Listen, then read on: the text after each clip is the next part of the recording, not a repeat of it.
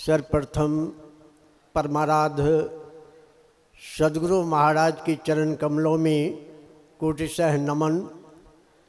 साथ ही संत मत के वर्तमान आचार्य पूज्यपाद महर्षि हरनंदन परमहंस जी महाराज के चरण कमलों में कोटिशः नमन। साथ ही मंच पर विराजमान मुद मंगल में संत समाज को नमन करते हुए आप सभी भक्तगणों को नमन। समवेत समादरणीय सज्जन वृंद, आदरणीय माताओं एवं भक्तिमती बहनों, अभी का विषय है मोक्ष मुक्ति। मोक्ष का अर्थ होता है छुटकारा। किससे छुटकारा? शरीर और संसार के बंधन से छुटकारा, आवागमन के चक्र से छुटकारा, दैहिक दैविक और भौतिक त्रितापों के संताप से छुटकारा। इसके लिए छुटकारा कैसे मिले? ब्रह्मा जी भगवान शिव से जिज्ञासा किए कि कोई मोक्ष के लिए कहते हैं ज्ञान मार्ग बड़ा है, कोई कहते हैं योग मार्ग बड़ा है, आप महायोगेश्वर हैं, आपका क्या ख्याल है इस विषय में? तब भगवान शिव ने कहा, हे ब्रह्मा जी, योग रहित ज्ञान मोक्षप्रद नहीं हो सकता है और इसी प्रकार ज्ञान रहित योग भी मोक्ष कार्य में समर्थ नहीं हो सकता है। योग अगर कोई करते हैं उसके लिए ज्ञान की आवश्यकता है, युक्ति की आवश्यकता है।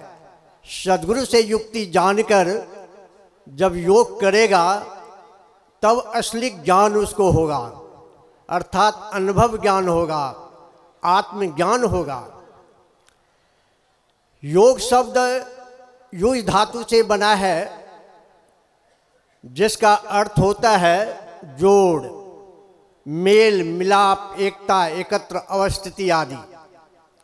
और ऐसी स्थिति की प्राप्ति के उपाय, साधन, युक्ति या मर्म को भी योग कहते हैं।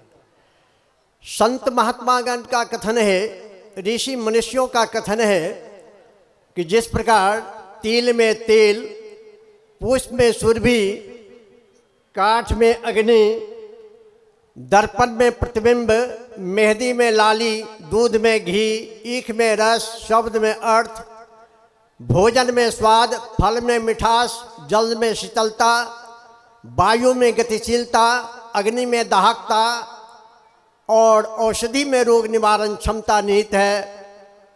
उसी प्रकार योग के अंदर मानव का परम कल्याण सन्निहित है, क्योंकि योग सर्व सिद्धि दाता है, ज्ञान प्रदाता है, अज्ञान हरता है, भव रोगों का विनाशक है, सब शोकों का निवारक है। योग वासना क्षय, प्राण जय और मनोलय कराने वाला है। योग टूटे हुए हृदय को जोड़ने वाला है, बिछड़े हुए से मिलाने वाला है, गिरे हुए को उठाने वाला है, त्रैताप से संतप्त प्राणी को कल्पतरु की शीतल छाया में बैठाने वाला है, कंकट विमूढ़ मानव को सतपथ सन्मार्ग दिखाने वाला है। योग बहिर्मुखी वृत्ति को अंतर्मुखी बनाकर अंतर के अंतिम तह की यात्रा में सफलता को हासिल कराने वाला है। इससे मनोनिग्रह होता है, आत्मा का प्रत्यक्ष ज्ञान होता है, परमात्मा का दर्शन होता है। जीते जी मोक्ष को प्राप्त करते हैं, आवागमन के चक्र से छुटकारा पा जाते हैं। धर्म ते विरति योग ते ज्ञाना, ज्ञान मोक्षप्रद वेद बखाना। सज्जनों, इसके लिए हमारे गुरु महाराज 5 चीज़ों को बतलाए। एक, सर्वेश्वर पर अचल विश्वास, पूर्ण भरोसा तथा अपने अंतर में ही उनकी प्राप्ति का दृढ़ निश्चय रखना। सद्गुरु की निष्कपट सेवा, सत्संग और दृढ़ ध्यानाभ्यास, ये 5 जीवन में उतारेंगे तभी मोक्ष की प्राप्ति होगी। हमारे गुरु महाराज मोक्ष के विषय में बतलाए, योग की महिमा को बतलाए कि योगारंभ रूप संस्कार जब से अभ्यासी के अंदर बीज रूप से पड़ जाता है, तब से वह उसके साथ तब तक वर्तमान रहता है जब तक अभ्यासी को मोक्ष और परम शांति न मिल जाए। इसके लिए योग में बाहरी सत्संग भी जरूरी है। जिस प्रकार लोहा को खरसान पर चढ़ाते रहने से उसका मूर्छा झड़ता रहता है और वह सदैव चमकीला बना रहता है, उसी प्रकार नित्य प्रति सत्संग करते रहने से माया का मोह टूटता रहता है और जीव अपनी कल्याण दशा में जीवन पर्यंत बना रहता है। तो बाहरी सत्संग, आंतरिक सत्संग भी अनिवार्य है। जब तक ध्यानाभ्यास नहीं करेंगे तब तक कल्याण नहीं है। और ध्यान का उद्देश्य ये है, योग का उद्देश्य है मन को एकाग्र करना, मन को बस में करना, मन को विषय रहित बनाना, मन को निर्मल करना। योग का उद्देश्य है मन की बिखरी हुई शक्तियों को समेटकर परमात्मा की ओर लगाना।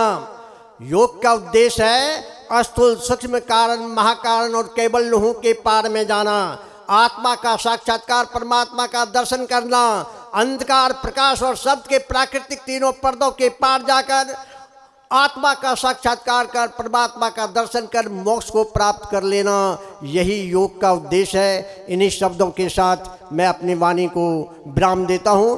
बोलिए श्री सद्गुरु महाराज की जय।